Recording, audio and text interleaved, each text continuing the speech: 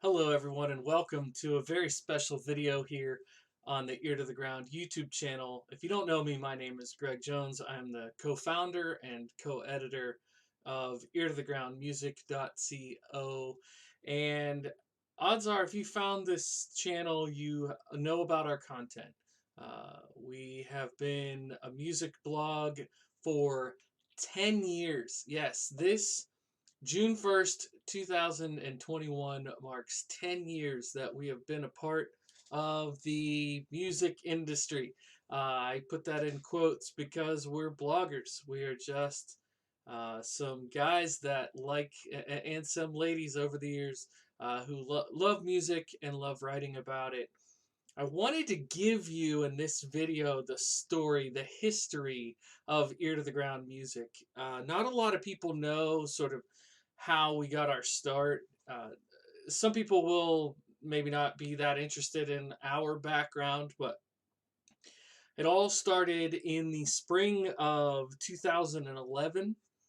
A friend of mine, Casey Carger, and I were talking about music. We had gotten together, sadly, for a mutual friend's father had passed away, and we were exchanging thoughts about music while we were in the car. And I said, hey, that's cool. I remember the band that I brought to the table was, I'm pretty sure, Good Old War, right? The Philadelphia-based folk band, and I loved Good Old War. I was listening to them all the time. And my friend was like, "Well, how about Fleet Foxes?" And I was like, "Well, of course Fleet Foxes, right? Of course I love Fleet Foxes too." He was like, "No, most of my friends don't even know who they are." And so then we started swapping names of bands back and forth, listening to CDs, and there was this conversation, and to this day I cannot remember who said it first, but one of us said to the other, "We should start a music blog." And I'm pretty sure it was me. And Casey, unlike some of my other friends, actually called my bluff, and he said, "All right, let's do it." And I said, "You don't understand. Like, I really want to do this, and I'm gonna actually work on it." And he said, "Good, because that'll be fun." So we got to this point that we um, set up a few articles. We got a few friends to write a piece or two. Uh, when I think back to the memory of those first few articles, I can think of some of the gaffes that I made, some of the errors in judgment and outright incorrect things I published. But we started a WordPress blog. I came up with the name Ear to the Ground Music, right? Because you keep your ear to the ground, you're listening for those emerging artists. And we said from day one, the mission was going to be to help those bands that we loved. We went on to talk about people like Noah Gunderson and David Ramirez and so on. I really liked Matthew Mayfield at the time. I still really like Matthew Mayfield. And so, we were kicking names back and forth, and we just said, all right, let's put out a handful of reviews. Just basically, I'm telling Casey, check out this album. He's telling me, check out this album. We'll do that. If anybody reads it, great. If they don't, no harm, no foul. It's a free WordPress site. That's how we started. On June 1st of 2011, we had a free site. I think we went live with something like 10 articles, and we sat there and we're like, woo, we did it, we did a thing. Then we started developing a social presence, and we quickly realized that when you say something nice about somebody, they want to tell all their friends and they want to tell their fans. So these bands started saying, "Hey, check out this new blog that covered our band, covered our new album. Go give them some traffic." And so we started getting a little bit of traffic, and it was not just our friends and cousins and parents, and it was beyond that. And we realized this is starting to get some traction. Um, but like I said, it started as a free WordPress site. So, somewhere in the middle of that first year, we started looking for how do we make money so that we can afford to have a bet like an actual .com, right? That's the dream, is to have a .com website. And fun fact about the early days, we did get a .com. Our first host we had, I won't name names, but our first host we had was the .com, and then there was some miscommunications and we lost the .com and ended up getting the .co. I'm pretty sure that was in 2012. We got eartothegroundmusic.co, and we have not turned back from that. We started getting some good sinking our teeth into the internet, and people started referring to that site, and so that's what we're still running to today. But over the years, we I mean, in those early days, I would go out on the AOL had the new album Spinner. I don't even know how that worked, but you would go on AOL's website and go to their music subpage, and there would be a feed of albums. And so I would scroll through, and it would give the rough genre at the bottom. So I'd go through and click on every singer songwriter and folk album and think, oh, okay, some of these are good, some of these aren't. We used Noise Trade to find music. And then I started finding music on Bandcamp, which was really nice because it gave you like brand new stuff and lots of indie artists that I had never heard of. Prior to even starting the blog, the way that I found those first handful of artists that I really liked was Last FM. So, for those of you that are familiar with your web music history, I then transitioned out of all of those into Groove Shark for a while, and then Spotify came along and kind of knocked the other competitors off their perch. But it was really kind of a unique time to just explore because everybody else was saying like, what's on the radio is trash, and I'm sitting there saying, I know what's on the radio is trash. Don't listen to the radio. Listen to these other things. And I wanted this resource to help other people find music. For me, as somebody who was in graduate school at the time for an unrelated field, it seemed, I wanted the resource of being able to find music for 3, 4, 5 hours when I'm working during the day, and going out to try to sort through all the stuff I just really did not like. It was a task that I didn't really have the time for, but I found that I enjoyed the task. I enjoyed the task of curation. So we ran the site there for a few years. We started picking up advertising here and there. Our first ad, funnily enough, was a casino.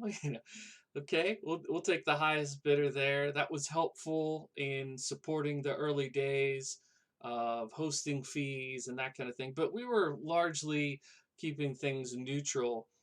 We started an email address. We had our socials that were growing nicely, and our email just kept getting.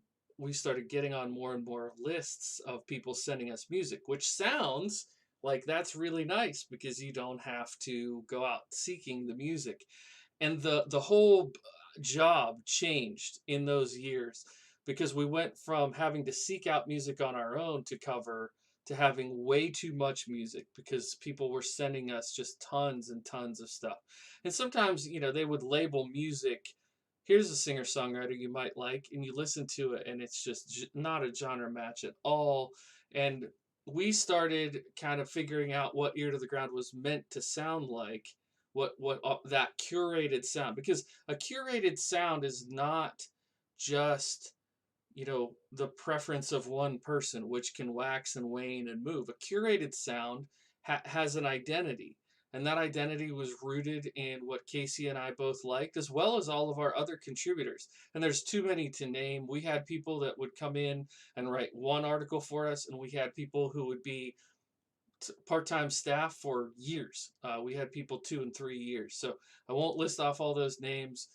If you want the shout out, if you want me to shout out your name, let me know and I can do that in a separate video.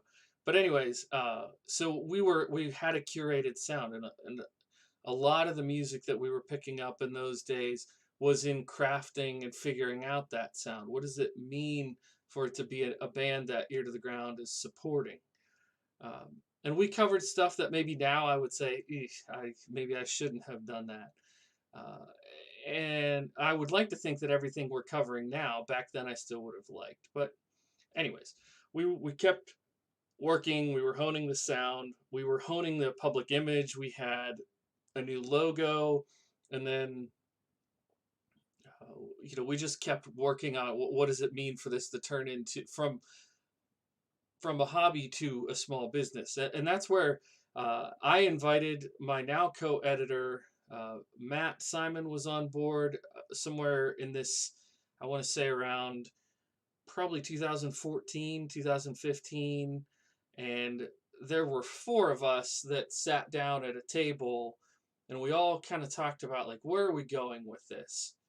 And there were some conversations about maybe we should make it like local music and focus on Cleveland and Pittsburgh music. And then there were conversations about, but what if we want to travel? What if we want to go to Coachella or South by Southwest or New York City? Like, how do we fund all of this? How do we grow? What does that look like?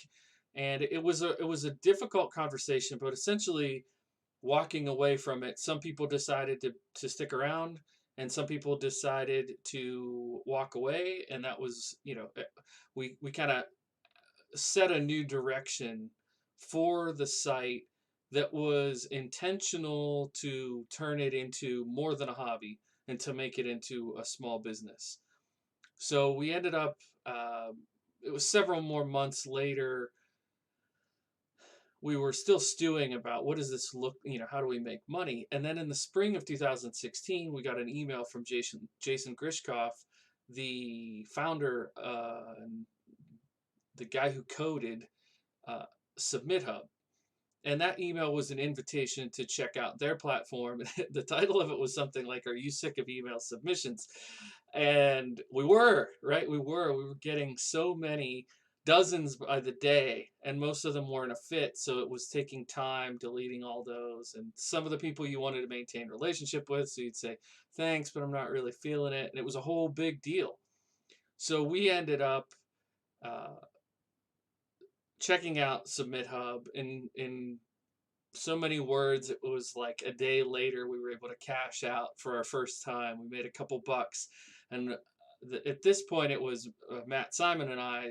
We looked at each other like, this works. This is a thing that works. It solves a problem, and it works. So that was a major shift for us and has changed our day-to-day business quite a bit. And we became a business then in 2017.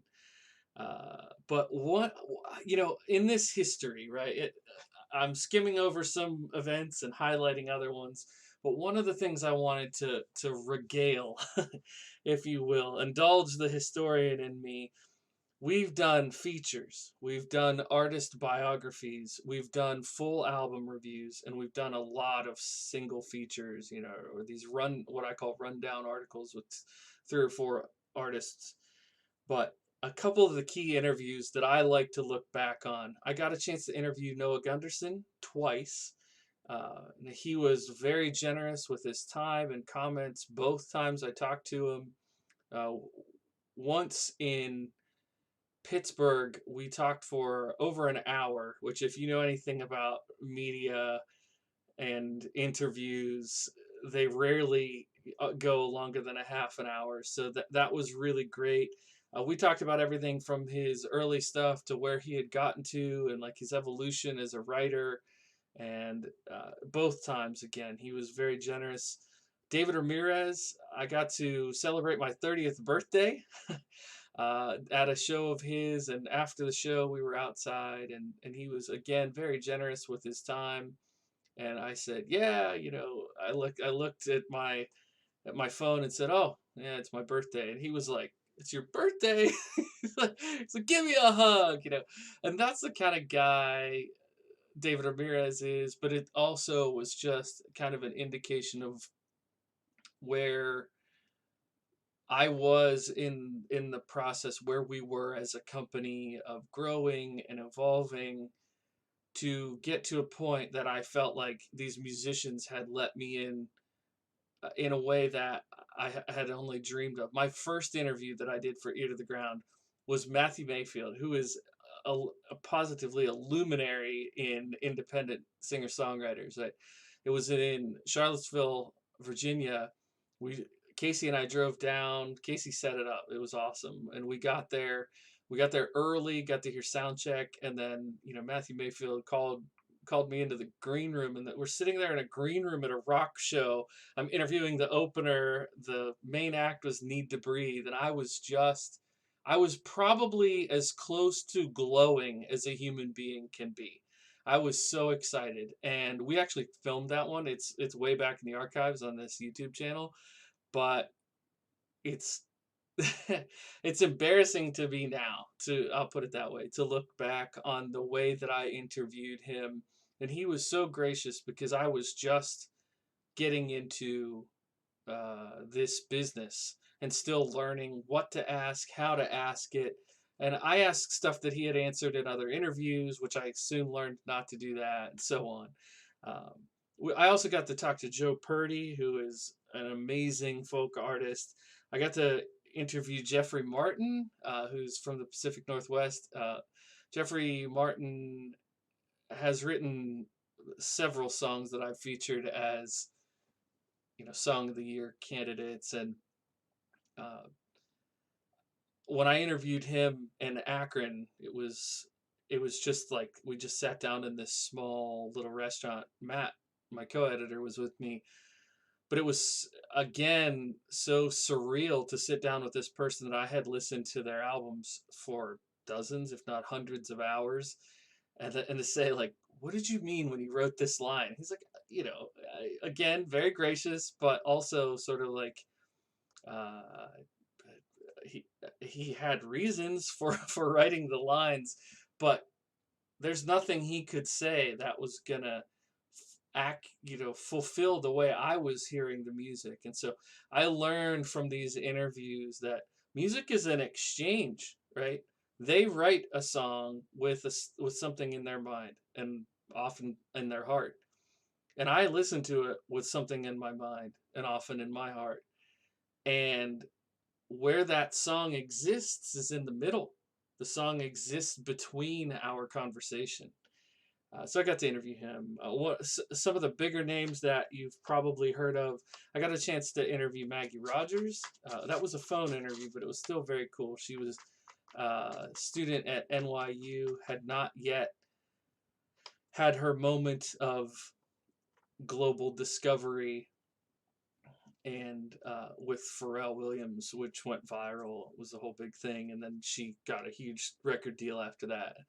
Uh, to her credit, not only did she give me an interview and answer my questions about her early folk music, but she also talked about going to Europe and the importance of integrating she heard in dance music there and fusing it together with folk music. And that was precisely what made her take off here when she came home. So that was really kind of a cool experience, getting to meet the pre-fame Maggie Rogers. I hope that someday I'll get a chance to interview her again on the other side of all this.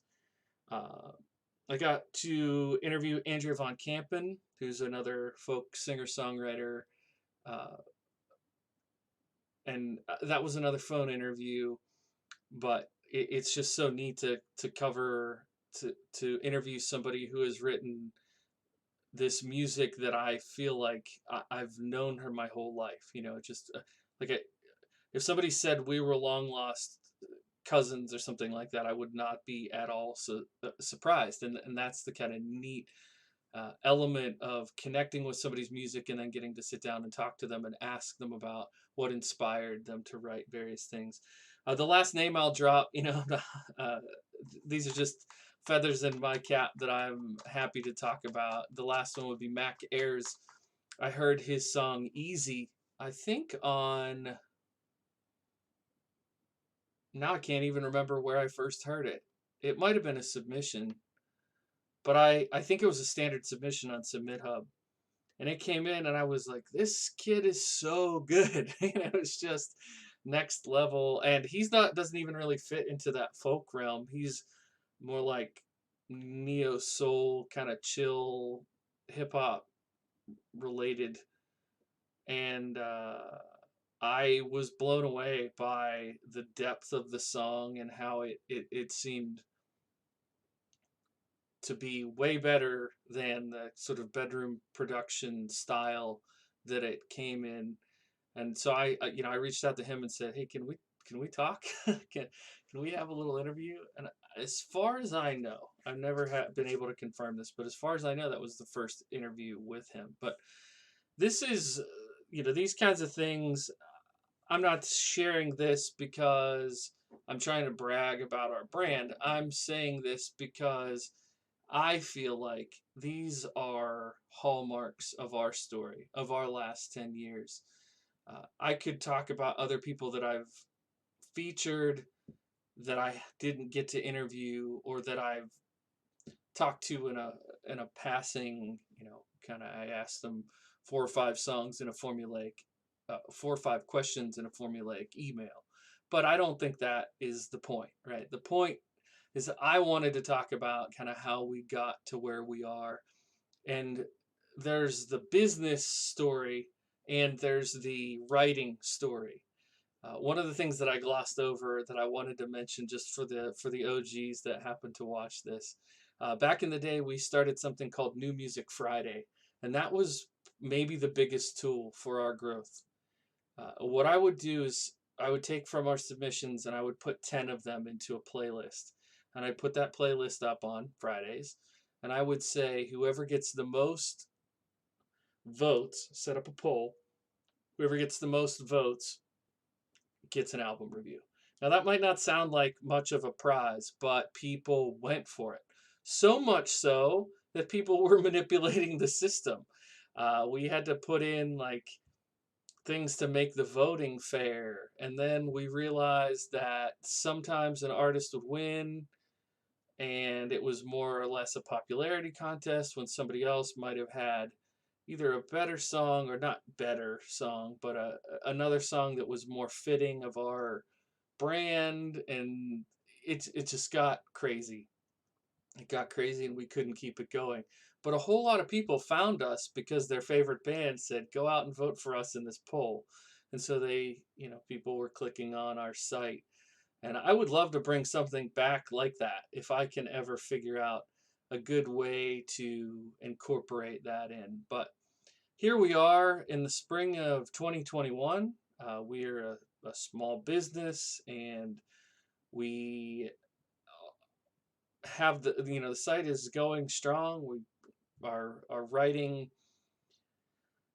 several times a week, sometimes multiple articles in a day, and we're really enjoying what we're doing. The site feels like it's in a healthy spot, and over the years, I've been tempted to always have the next big thing. Like once we hit this numbers mark, once we hit this plateau, whatever this hallmark, we're gonna really take off.